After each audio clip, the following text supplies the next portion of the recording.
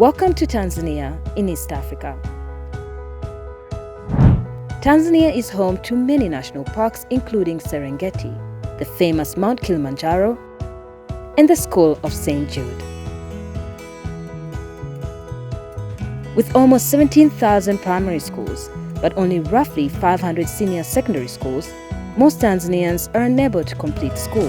At St. Jude's, our mission is to give bright, poor Tanzanian students a free, quality education so they can lead their family, community, and country with respect, responsibility, honesty, and kindness to growth and prosperity. We provide 1,800 students with free quality education, hundreds of graduates with financial support to access further education, and more than 10,000 government school students with volunteer teachers each year.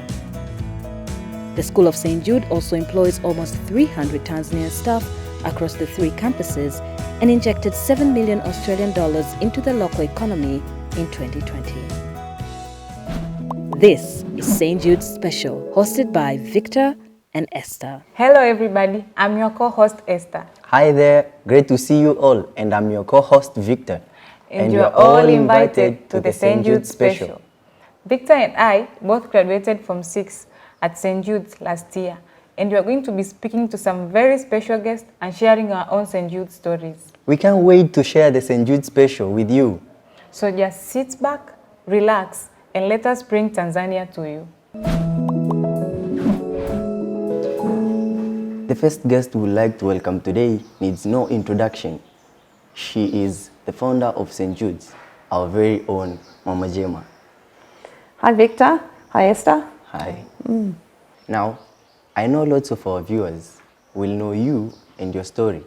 For those who don't, or for those who are joining us from other countries around the world, could you tell us a little bit about your early life?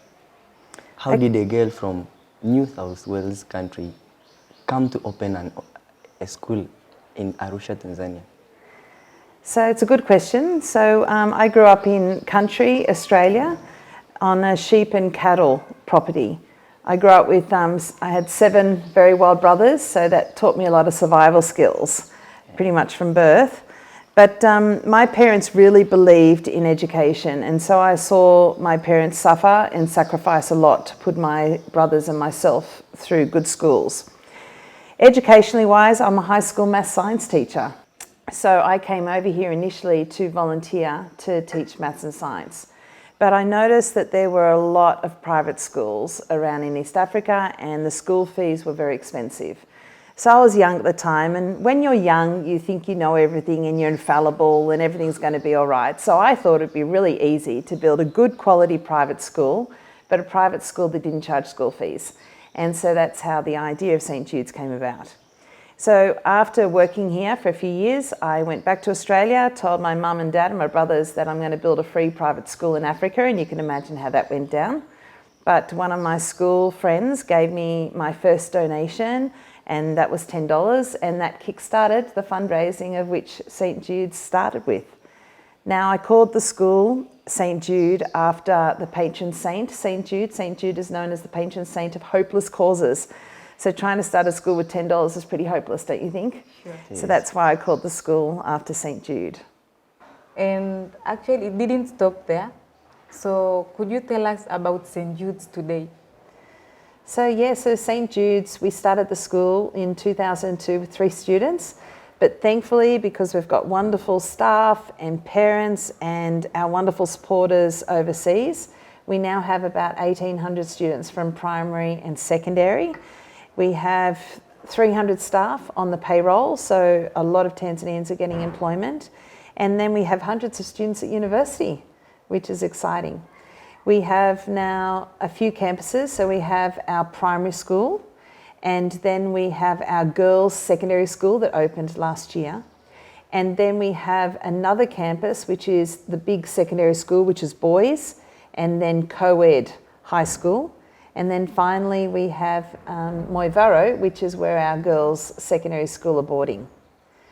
Between all the campuses, we have about 1,400 students in boarding, 26 buses. So now, Gemma, We all know there are a lot of students out there who would like to have a scholarship like we did and have a chance to study at St. Jude. So could you explain to us a bit about St. Jude's selection process? In actual fact, Victor and Esther, there's a video. You guys actually might be in it. I think it would be good for us to show this video now for everybody watching so that they can understand our student selection process. Selection of students to acquire academic scholarship at the School of St. Jude is the core of our mission. The first thing that we do assess them is we give them a test, reading test and a little bit of counting. After that exercise of the written test, and those who have passed will be given an opportunity to do a pre-house check. With the pre-house check, they will sit down and get to be asked a couple of questions about their family and about their school. This is before the house check itself. During the house check, we go with a group of 4 people, scribe, who is the person who is writing the questions, as well as a translator, who is translating both sides. We have also an investigator who is investigating outside the house, near neighbors and other people around them who might know them, and to make sure we select the right students.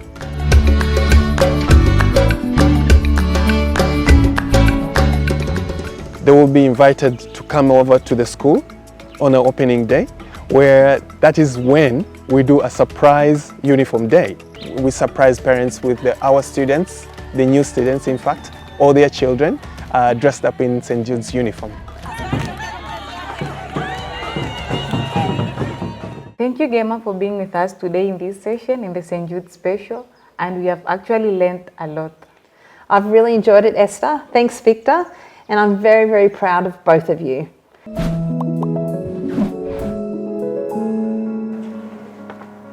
I'm Esther. I'm the third born in a family of 5, 2 boys, a girl and my mom. I was raised by my mother after my father passed away in 2003 when I was just 5 years old. My mom heard about St. Jude's on the radio. It said that St. Jude is looking for bright and underprivileged students from Arusha. She said to me, "Esther, this is your chance. You are the one St. Jude is looking for." And those words became so important to me. This is your chance. Those words have been pushing me every day since 2007. I remember coming to St. Jude's for a selection day, and there are so many people outside there. I was lucky enough to pass my exams and I got in. I learned in a class with my friends, and I would eat hot lunch in the dining hall at lunchtime. I remember getting little certificates for Best in Swahili and Best Citizen, and I was so proud. Then I passed well in my Standard 7 exams for the end of primary school, and I started secondary school from 1. Last year, I graduated from 6 at St. Jude's. Then after graduation, I joined Beyond St. Jude's for the Community Service Year, the CSY. I was so excited for this chance to help students in government schools. Now, I am a volunteer teacher at Olorien Secondary School, teaching civics to Form 1. I teach 5 classes, and each class has between 50 and 60 students, so I teach about 300 students. I used to be the shy girl, so even when I told my family about the CSY program, they said, "Are you sure you can do this? How will you speak to all these students?" But I told them, "I'll do it." I was so nervous on my first day, but I have grown in confidence. Now, I feel like I could speak to a whole parade of students. This school is very different from St. Jude's. From the learning environment, the teachers, the facilities. The classrooms are big, but they are full of students. They have to share chairs and tables and books, but they do it so as they can learn. They work so hard. I love teaching these students, I love seeing them learn, and I sometimes wish I could do this here again. At the end of my CSY, I'm planning on studying insurance at the university. St. Jude's has given me a free and quality education. I'm not only the first girl in my family to graduate secondary school, but soon I'll be the first girl in my family to go to university and be the first girl to have a degree. I always remember what my mom said to me back in 2007. This is your chance. We are going to be speaking to 2 ambassadors. Hi there, Judith. Hello everyone, it's lovely having you today. Last year I did get a chance to travel with Gemma to Australia for the fundraising trip. It was such a lovely experience. Before that I used to volunteer as a biology teacher in a government school. Then after the trip I came back to Tanzania, finished my volunteering year, and around November I joined university, pursuing a bachelor degree in road and railway transport logistics management at the National Institute of Transport, which is in Dar es Salaam. And joining us, 2019 Ambassador Godwin. Hello Godwin. Thank you guys for having me in this amazing experience. So yeah, after my Australia tour with Gemma, I went back to finish my community service here, and for me, I chose to do my community service here by volunteering to teach in a local public school. Right now, I'm pursuing a bachelor degree in electrical and computer engineering at the University of Rochester in the United States, and I live on campus, and I'm in my second year, and I cannot wait for what the future holds for me.